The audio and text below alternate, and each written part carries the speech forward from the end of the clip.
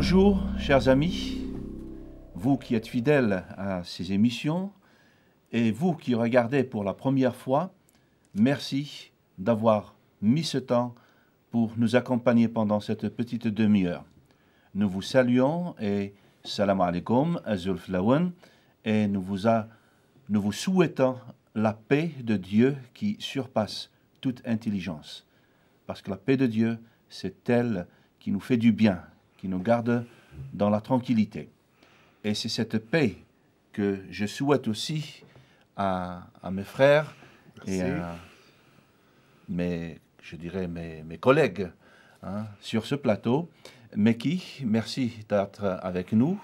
Bonjour. Merci Hassan d'être avec nous. Bonjour Kader. Et merci Dalila d'être aussi avec nous. Bonjour. Oui. Alors aujourd'hui, ce n'est pas que je vous ai préparé quelque chose parce que c'est vous qui allez nous enseigner, mais je voudrais bien que nous parlions de la parole de Dieu. C'est-à-dire, la Bible c'est la parole de Dieu, mais comment la parole a été, je dirais, comment nous a été confiée, dans le sens où nous avons aujourd'hui la parole de Dieu. Qu'est-ce qui s'est passé? Est-ce que la parole de Dieu, des prophètes ont parlé et puis sont partis, etc. Donc nous parlerons de la parole de Dieu en quelque sorte de sa totalité, bien que le temps est très très court. Alors, sans perdre de temps, je demanderai à Dalila de nous lire le psaume 19. Alors nous prenons tous ensemble le psaume 19, versets 8 à 15. La parole de Dieu nous dit « La loi de l'Éternel est parfaite, elle restaure l'âme. Le témoignage de l'Éternel est véritable, il rend sage l'ignorant. Les ordonnances de l'Éternel sont droites, elles réjouissent le cœur. Les commandements de l'Éternel sont purs, ils éclairent les yeux. La crainte de l'Éternel est pure, elle subsiste à toujours. Les jugements de l'Éternel sont vrais, ils sont tous justes. Ils sont plus précieux que l'or, que beaucoup d'or fin, sont plus doux que le miel, que celui qui coule des rayons. Ton serviteur aussi en reçoit instruction. Pour qui les observe, la récompense est grande. Qui connaît ses égarements?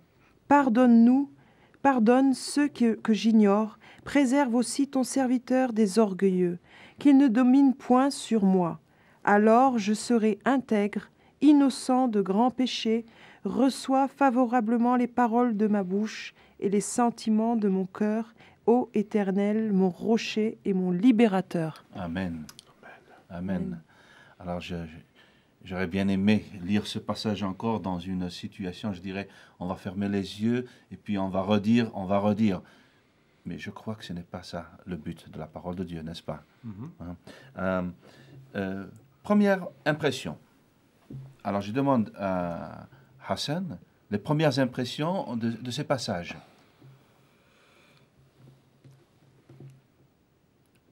Une impression de solidité.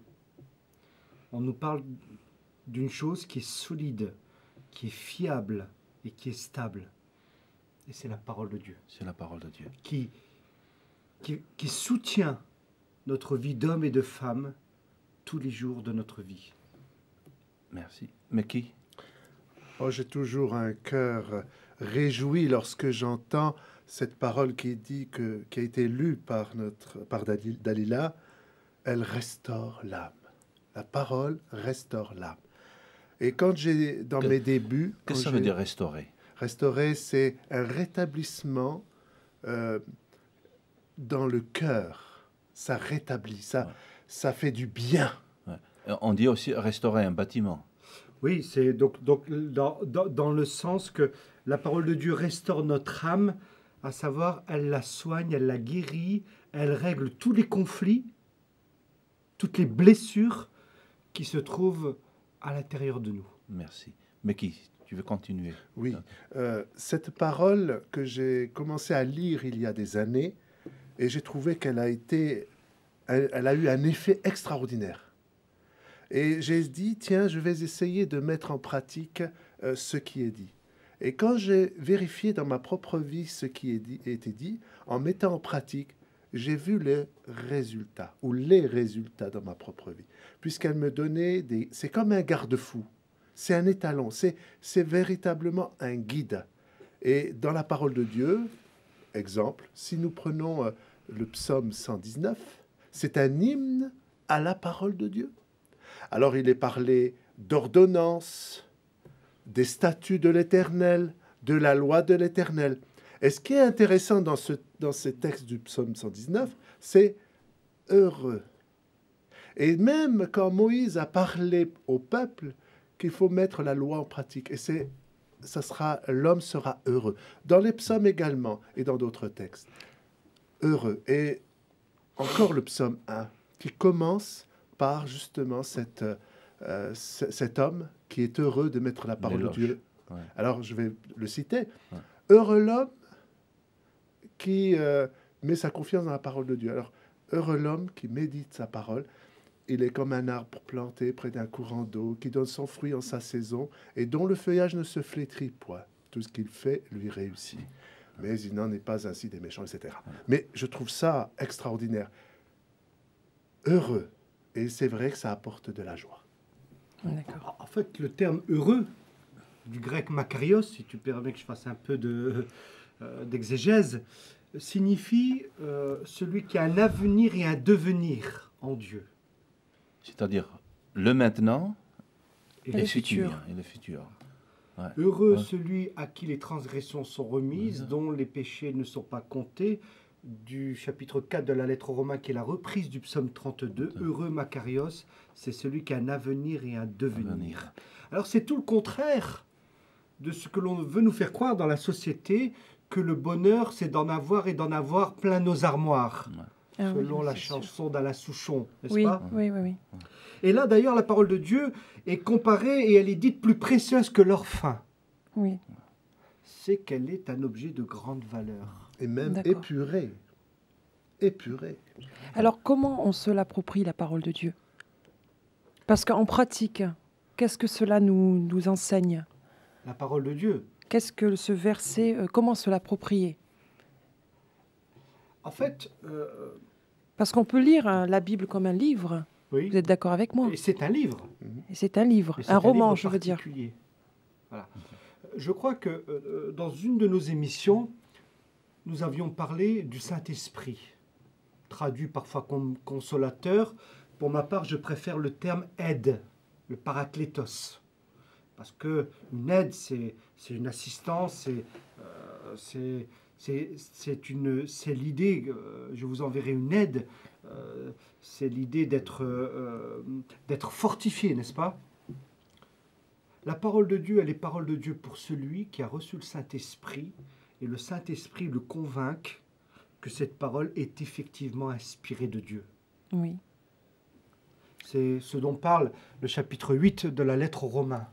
Dieu nous envoie, Dieu nous donne son Saint-Esprit, et Saint-Esprit par lequel nous crions Abba Père. Et c'est ce même Saint-Esprit qui va nous donner la capacité, la puissance de vie, tout d'abord pour croire, pour fonder notre vie sur elle, mais pour la mettre en pratique. En lisant le psaume donc 19, le psaume, c'est un chant, donc qui a été inspiré, donc donné par Dieu. La plupart des psaumes sont donnés, donc sont cités au nom de David, du roi David. Et en lisant ce psaume, qui est un chant, il y a quelques termes qui reviennent des noms. Par exemple, le témoignage de l'Éternel. C'est-à-dire que la parole de Dieu est un témoignage. Ou la loi, les jugements de Dieu, la loi de Dieu. Comment peut-on comprendre ces choses ? La parole de Dieu, finalement, n'est pas simplement la parole, mais elle est témoin, elle est juge, etc. Est-ce qu'on peut comprendre ces choses de cette façon ? Moi, je peux juste dire, Dieu a pris soin de sa parole. Et le miracle, c'est qu'elle nous est parvenue entre nos mains jusqu'à ce jour. Nous l'avons en différentes versions, mais elle est là. La pensée de Dieu est toujours là, à travers de ses écrits. Alors, bien sûr, là, on va dire peut-être que cette Bible a été falsifiée. Alors, c'est chose impossible, d'une certaine manière, parce que, et même de façon ferme, je dirais, cette écriture, tous les textes, confirment d'autres textes, et pourtant ça a été écrit à des temps différents. Alors c'est sur une période de 1500 à 1600 ans que la Bible a été écrite, par différents auteurs. On a au moins jusqu'à 40 auteurs. Donc des poètes, des rois, comme ça a été dit dans une de nos émissions. Mais c'est là le miracle, c'est de voir que au bout du compte, à notre jour, eh bien on voit que des versets se sont confirmés. Des textes de l'Ancien Testament sont confirmés au temps de Jésus et même juste, ils sont accomplis, même aujourd'hui. Je trouve ça extraordinaire. Oui. Il faut préciser que Jésus a pratiquement cité chacun des livres de l'Ancien Testament. Et qu'une étude approfondie des évangiles montre que, notamment l'évangile selon Matthieu, est une réminiscence, un rappel constant de l'Ancien Testament. D'accord. Maintenant, on va essayer de voir la parole de Dieu au temps de Jésus et en rapport avec la parole de Dieu au temps de Moïse. Quel est le rapprochement que l'on pourrait faire ici? Est-ce qu'il y a des...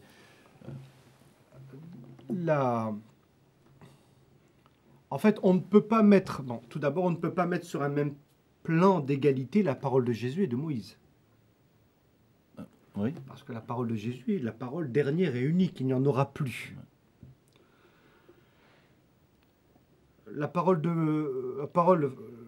La vocation, le ministère qui a été confié à Moïse était celui de constituer un peuple. De constituer un peuple, et comme toute nation, elle a besoin de codes législatifs, elle a besoin de règles de vie, elle a besoin d'une constitution.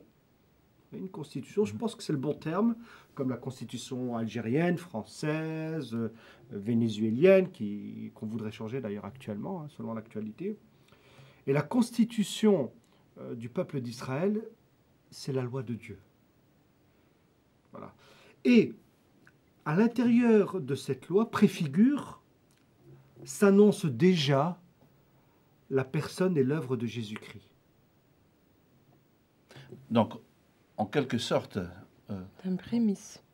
C'est un prémisse. C'est comme une c'est préfiguration une dans le sens où préfiguration. vous avez, pour ne citer qu'un exemple, dans tout ce qui fait l'aspect religieux du peuple d'Israël, la multiplicité des sacrifices, la quotidienneté des sacrifices, la figure du grand prêtre, tout cela annonce la venue d'un grand prêtre une fois pour toutes, avec un sacrifice une fois pour toutes.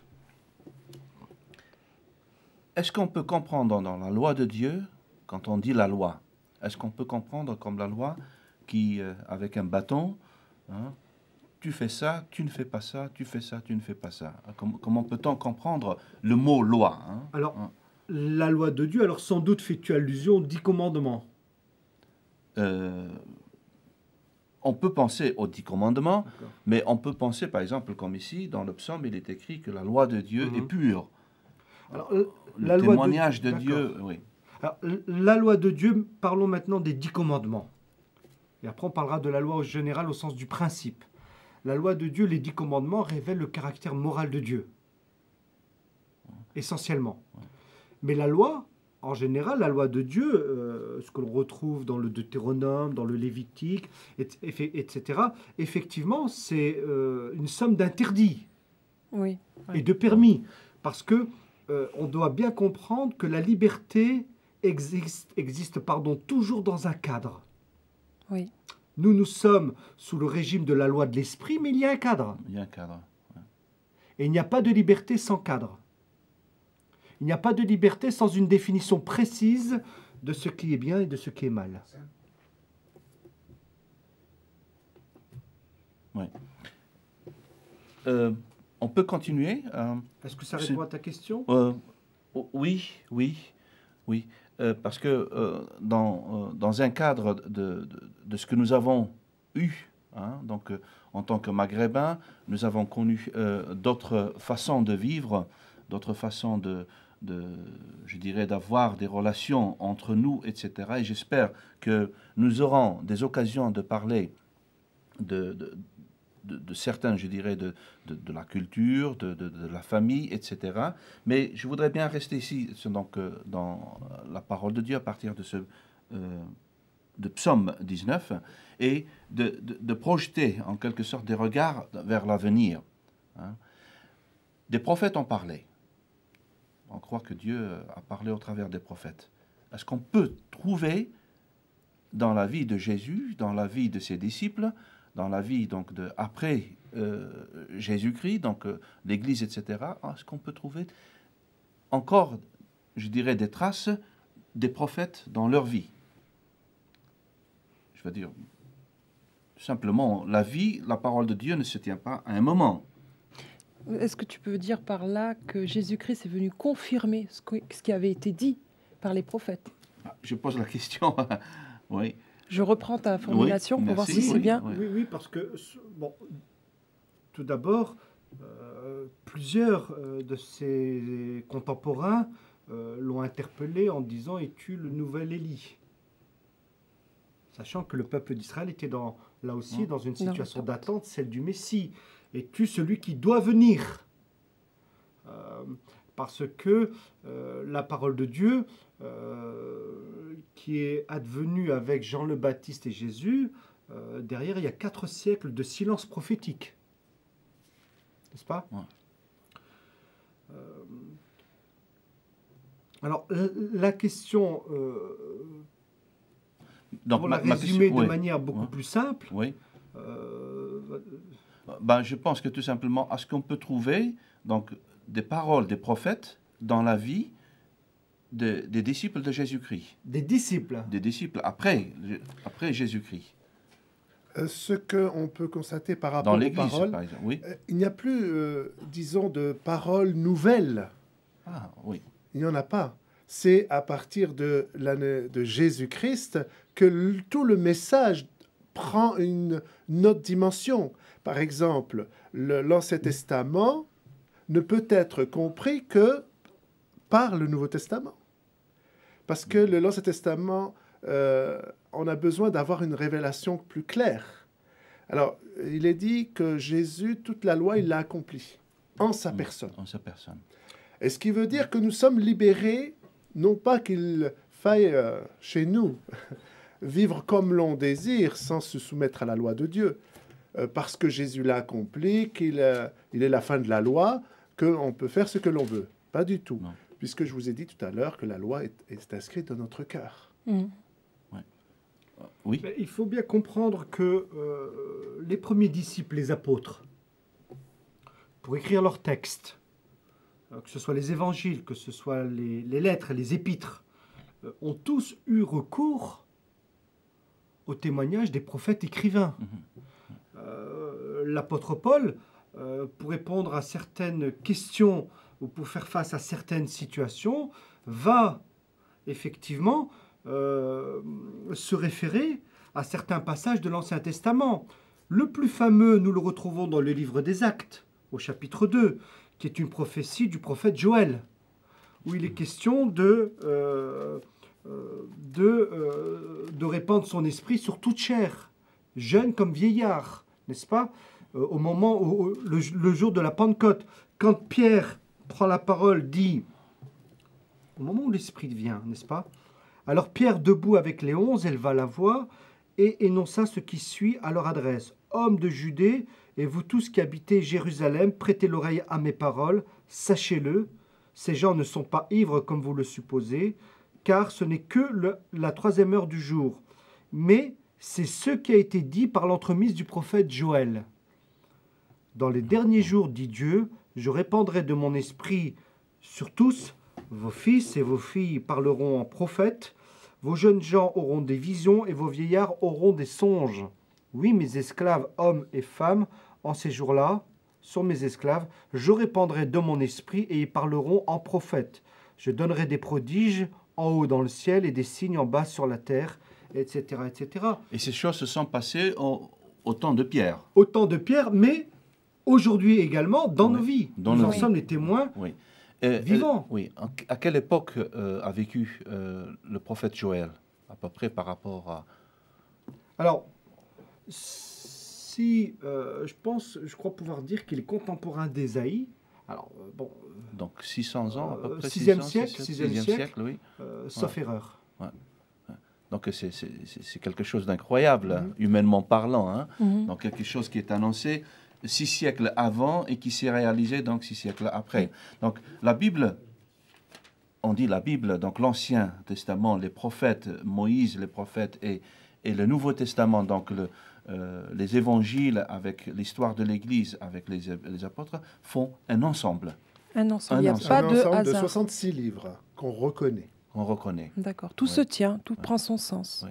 Oui. On entend souvent et on nous dit que la Bible est falsifiée, c'est-à-dire qu'on a changé des textes, qu'on a enlevé des textes, qu'on a mis d'autres, etc. Quelle serait la réponse qu'on pourrait donner à ces accusations? J'ai dit précédemment, je crois que Hassen prendra aussi la parole, j'ai dit précédemment qu'il est difficile à des personnes à cette Bible de dire qu'elle a été falsifiée. Très difficile. Pourquoi? Parce que tel auteur confirme ce qu'a dit un autre auteur quelques siècles plus tard. Et on voit la réalisation de ce que Jésus a accompli à la croix, de ce qui a été fait. On est venu arrêter Jésus. Après, on a partagé ses vêtements. Ça fait suite à un verset de l'Ancien Testament qui s'est réalisé plus tard. Quand on voit le Saint-Esprit, on parlait du Saint-Esprit, qui est arrivé, ce que disait Hassen, par le prophète Joël, « Je répandrai de mon esprit sur toute chair à la fin des temps ». À partir de Jésus, on peut appeler fin des temps. Et de ce que Jésus a envoyé après son départ, nous a envoyé quelque chose d'extraordinaire. Donc ça, c'est la réalisation. Donc 6 siècles auparavant. Donc très difficile de donner des preuves. On peut donner... Certains vont donner des preuves parce qu'ils ont trouvé d'autres livres parlant de Jésus dit par un tel auteur. Alors, il y a des livres qu'on ne reconnaît pas parce que on ne voit pas sortir du texte Jésus-Christ. En fait, la révélation des textes bibliques montre Jésus à différents points, avec des détails. Et c'est ça que je trouve la véracité de la Bible. Et il faut simplement... et d'ailleurs, Jésus en fait référence. Oui. Si Jésus est le chemin, la vérité et la vie, lui-même dit qu'il est la vérité, il cite lui-même des textes de l'Ancien Testament. Oui. Je pense qu'il y a même une corrélation avec des prophètes ou des visions divines. Je fais référence à Ézéchiel qui a une vision sur un char, sur le trône de Dieu. Et ensuite, bien des siècles ensuite, l'apôtre Jean, qui a aussi dans l'île de Patmos une vision. Sur la même vision avec les mêmes détails. Oui, Ézéchiel et Jean. Il disait, il voyait un personnage comme un fils de l'homme. Ça, c'est Ézéchiel qui dit comme un fils de l'homme. Et des descriptions sur le fait que il y avait des cheveux, c'était une lumière. Donc, je me dis, Ézéchiel et Jean, vraiment, il y a une corrélation et c'est juste. Oui, aujourd'hui, on entend très souvent, en tant que chrétien, en tant que croyant en Jésus-Christ, des fois on prend un verset comme ça, des fois on prend un verset là, etc. Comment peut-on, quel est le conseil que vous nous donnez, comment lire la Bible? Le meilleur moyen pour ne pas se tromper, c'est de lire la Bible en communauté. C'est-à-dire dans l'Église et avec l'Église. On peut certes la lire à domicile, dans le cadre d'un culte personnel, mais j'estime que la parole de Dieu se lit et s'interprète en communauté. Bien. Et si quelqu'un vient vous dire, moi j'ai reçu cette parole, j'ai reçu cette parole, je ne sais pas, on les voit autour de nous, de temps en temps nous-mêmes. Est-ce qu'on peut dire que cette parole aujourd'hui s'adresse à nous, personnellement, certains passages, par exemple? Toujours vérifier si cette parole reçue n'est pas en contradiction avec ce que le Nouveau Testament enseigne, nous dit. Dans l'Église, Meki, comment? Dans l'Église, dans quel sens? Oui, je veux dire, comment tu conseilles les frères Toujours. Rester, la base de notre foi repose sur ce que l'Écriture dit, dans son ensemble. Et pour l'interprétation, la Bible s'explique par la parole de Dieu. Donc, on ne prend pas un seul verset pour après en faire comme on le désire, mais on prend un verset dans son contexte et en même temps, en vérifiant d'autres textes, si on reste dans l'esprit de la parole, pour ne pas s'égarer ou tomber dans toutes sortes d'hérésies. Est-ce qu'on peut dire, parce qu'on entend souvent dans notre société maghrébine, des gens qui ont eu des visions, des gens qui ont eu donc des rêves, etc. Est-ce qu'on peut baser sa foi sur ces exemples-là, sur ces expériences? Ça en fait partie. Ça en fait partie. Et force est de constater que le Seigneur parle beaucoup, je dirais essentiellement, au travers de songes, au travers de visions. Ensuite, si ces expériences-là, si la question est, ces expériences peuvent-elles nourrir, enraciner la foi? La réponse est très claire, non. Seule la parole de Dieu est une nourriture. Seule la parole de Dieu va pouvoir enraciner notre foi et cette expérience vécue avec Dieu. Ouais. Donc ces expériences peuvent être en quelque sorte un moyen. Elles sont utiles d'enclencher. Absolument. D'enclencher, de démarrer le système, je dirais, un petit peu la foi, la marche. Absolument. Pour recevoir. Parce que Dieu est souverain et Dieu, ne l'oublions pas, il n'est pas matériel, il n'est pas rationnel comme nous le sommes. Dieu est spirituel et il est, je dirais, supranaturel. Et les moyens de communication que Dieu utilise, c'est les circonstances de nos vies, mais c'est aussi de communiquer directement à notre esprit. Et cela par le Saint-Esprit et par sa parole. Ouais. Juste une petite confirmation. Une toute petite confirmation. Une illustration, c'est par rapport à des gens que j'ai rencontrés et qui m'ont fait part de révélations qu'ils ont eues alors qu'ils ne connaissent pas la Bible, qui confirment les textes. Amen. Chose étonnante. Gloire à Dieu. Nous arrivons donc au terme de cette émission. Merci pour vos interventions, pour vos explications. Et nous encourageons nos amis qui nous regardent de plonger, comme le dit la parole, de plonger le regard dans la parole sainte et pure de Dieu. C'est vrai que Dieu peut parler de plusieurs façons, mais il confirme son message par sa parole. Donc on peut connaître Dieu, une étape, je dirais, un moment pour connaître Dieu de plusieurs façons, mais la façon la meilleure, c'est la parole de Dieu. Merci et nous vous souhaitons donc la paix de Dieu et merci à vous et à la prochaine. À bientôt.